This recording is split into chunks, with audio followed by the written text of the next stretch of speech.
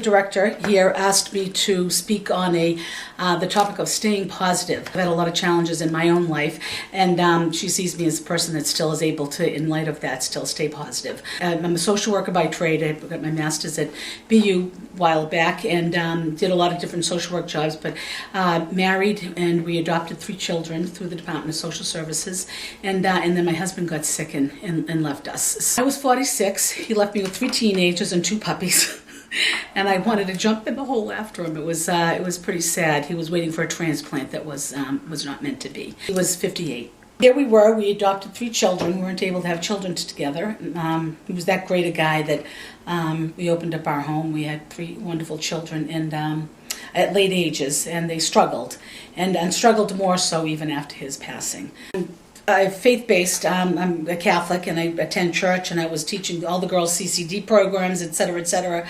So it was a bit of a challenge when I felt like we took on God's work, if you will. We wanted children, and we opened up our home to kids that needed it, and I didn't think I should do it alone, and here we were. I was left doing it alone. So I left to take care of my husband. I was working in a dialysis unit. I had 96 patients, and I just couldn't wrestle kids in 3 different schools and a sick husband that was yo-yoing back and forth from home to the hospital. And so I left that job. Temporarily, I thought, because he was supposed to get the transplant and be cured. And unfortunately, it was not to be. 13 months later, he left us. So I was working with people that were waiting for transplants, so that was just a job I could not return to easily.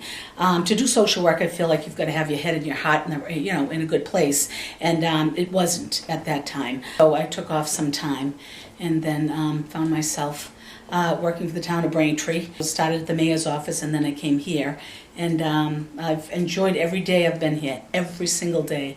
I appreciate the gift that it was to me, because I'm able to do social work without the kind of the pressure that I didn't have the energy for initially as I was trying to help the girls through their, I get through my own grieving process. But then I could appreciate the widows that would come in here and all the older ladies that came in here with challenges. And I looked at working at the front desk as an opportunity to use what skills I had in a way that they didn't even know I was reaching out. One day a person will come in, and it might be the spouse of someone, and they need the cane. The next time they come in, they need a walker. Next time it's a wheelchair and a tub seat, etc., etc. We've got a very active loan closet. Then we loan out all these. They keep things as long as they need it, and then they return it.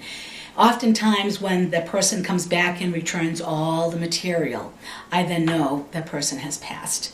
And so I think to myself, okay, now they're newly widowed and widowers, what have you, and that they might need, I don't want them to isolate and stay at home, and I then take that as an opportunity to take our newsletter and circle some of the things that they might feel like they can participate in.